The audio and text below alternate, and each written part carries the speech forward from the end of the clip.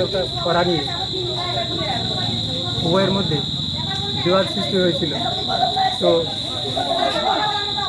এই বাড়ির পরিবার চাইছে যে তাদের ফাঁসি হোক এবং ফাঁসির দাবিতেই তারা অনড় আছেন। এই এলাকায় এখনও থমথমে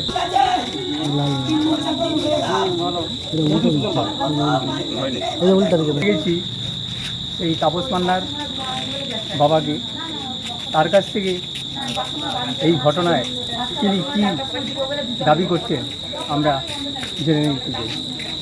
আপনার নাম? শান্তি মান্না। আপনার ছেলে তো মারা গেছে, খুবই দুঃখজনক ঘটনা, কিন্তু আপনি কী চাইছেন? কি চাইছি সেটা আমি শাস্তি তো চাই, আমার স্ত্রী এবার এসে বলে, সে আমার স্ত্রী তো তাকেও বলতে হবে। সে বলেছে চাপা ফাঁসি চাইছে। শাস্তি তো চাই, ফাঁসি আমি সবার হয়ে যায় জানো। বাচ্চা থেকে বড় অবধি করবে না কি মানে আগে কি গ্রেপ্তার করা হয়েছে? হ্যাঁ, গ্রেপ্তার করা হয়েছে। খুনি রক্ত খুনি তো হবে। আপনি কি চাইছেন? ফাঁসি ফাঁসি চাই, ওদিকে এখানে থাকতে দেওয়া হবে নি, ওদের ঘরে চাবি সিল করে দিতে হবে। আমার ছেলেকে সারা জীবন নিয়ে গেল কেন এরকম অবস্থায় ছেলেটাকে আমার। প্রিয় দর্শক, সে দেখতে পাচ্ছেন এই যে সেই চেরাকাঠ, এখানে চেরাকাঠটি ছিল, এখান থেকে নিয়ে দুতশিরা আক্রমণ করে এবং তার মাথা ফাটিয়ে দেয় এবং সঙ্গে তার মাও ইনজোর্ড হয়, তার মাথায় সালাই আছে। সেই চিত্র আমরা সরাসরি তুলে ধরেছি নিমতলা থেকে।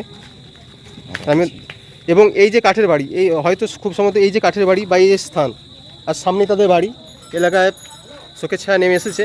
আর এখান থেকেই পাওয়া যাচ্ছে কি সে মালাটা আজ ভোর 3টের সময় মারা গিয়েছে এবং তার ফুল তদন্তের জন্য আমরা পুলিশ এবং পঞ্চায়েতের সামনে ঘটনা বিস্তারিত জেনে নিতে চাইছি। আমরা পেয়েছি রানাপুর বুথের পঞ্চায়েত প্রধান সমর দোলইকে।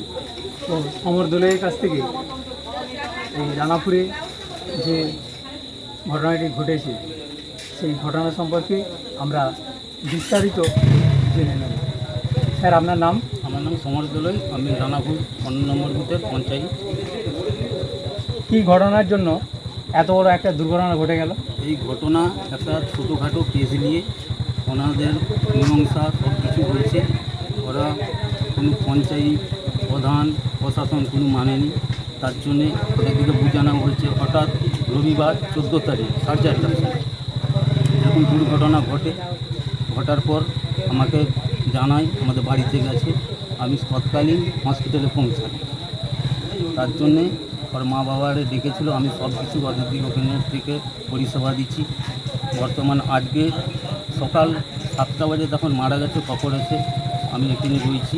আমার একটাই কথা, দোষী শাস্তি পাক, যে মারা গেছে তাদের হয়ে প্রশাসন পুরোটাই দেখভাল করুক, আমার এইটাই অনুরোধ। যে মারা গেছে তার নাম কি? তাপস মান্না। আর যে মেরেছে তার নাম কি? মধুবাগ। ঘটনাটা খুব সংক্ষেপে বলুন, যে কী কারণে যে একটা জীবন আজকে শেষ হয়ে গেল? কারণ বলতে একটি ওদের মানে জায়গার মধ্যে একটা সত্যি মিলিয়ে গণ্ডগোল, তাহলে কেস কাচারি হয়েছিল। তারা তাতে কি আপনার কাছে গিয়েছিলাম, আমরা আপনি বসেছিলেন? সমাধানও করে দিচ্ছি, কিন্তু সমাধানের কোনো কাজ হয়নি। থানা পর্যন্ত মিলছেল করে দিচ্ছে, ওরা মিলছেলও মানেনি। তারপরে কি এমন হলো যে একটা জীবন আজকে শেষ হয়ে গেল? জীবনটা নিয়ে এটা বড় অপরাধ, এটা ওদের উচিত হয়নি, ওকে বোঝাতে পারতো, বোঝানো দরকার ছিল। এইভাবে একটা অসহায় মানুষকে মারাটা নির্লজ্জ ব্যাপার, এটা উচিতজনক ব্যাপার নেই। আমরা এই মুহূর্তে রানাপুরের পঞ্চায়েত প্রধান সমর দোলইয়ের সঙ্গে সবিস্তারে বিষয়টা জানলাম। যে সমরবাবু বলছেন যে একটা জীবন শেষ করা কখনোই উচিত নয়, এবং তিনিও দাবি করছেন যে প্রশাসন থেকে তার যথাযোগ্য শাস্তি হোক। ক্যামেরায় রাজীব পাত্রের সঙ্গে আমি শ্যামাপদ প্রামাণিক, STSP নিউজ বাংলা, রানাপুর।